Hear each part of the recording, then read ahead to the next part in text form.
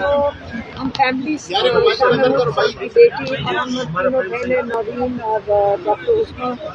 ہم یہاں پہ بڑی امید سے آئے تھے کیونکہ آج ہمارے جو لائر ہیں خان صاحب کے لائر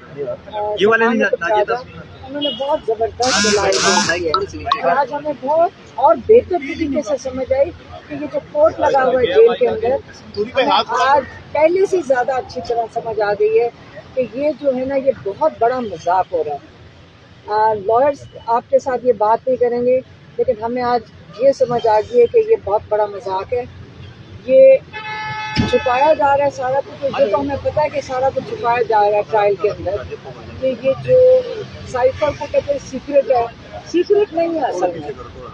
اصل میں جو سچی بات ہے وہ بتانا ہی نہیں چاہتے۔ سچی بات یہ ہے کہ پاکستان کے خلاف سازش ہوئی اور یہ عمران خان کو اس کے اوپر سزائے موت دینے کے لیے تلے ہوئے ہیں، لیکن یہ اگر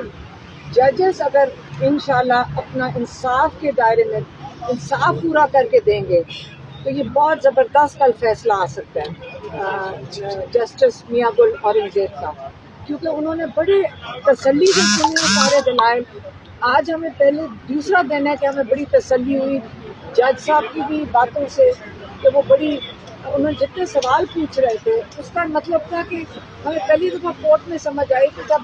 جج سوال پوچھتے تو وہ اپنی کلیریفیکیشن کے لیے پوچھتا ہے۔ جب ہم نے فاروق کی کورٹ میں بیٹھتے تھے تو ہم نے تو ان کو مشکل سے کوئی سوال پوچھتے سنا تھا، وہ تو 4 گھنٹے کوئی بولتا رہے وہ بولنے دیتے تھے۔ تو اگر ہم امید رکھ سکتے ہیں تو میں کہوں میاں گل اورنگزیب سے اتنی امید رکھ سکتے ہیں کہ وہ انصاف دے دیں گے عمران خان کی ٹرائل کے لیے، کہ جو ٹرائل کر رہے ہیں عمران خان کے اوپر، عمران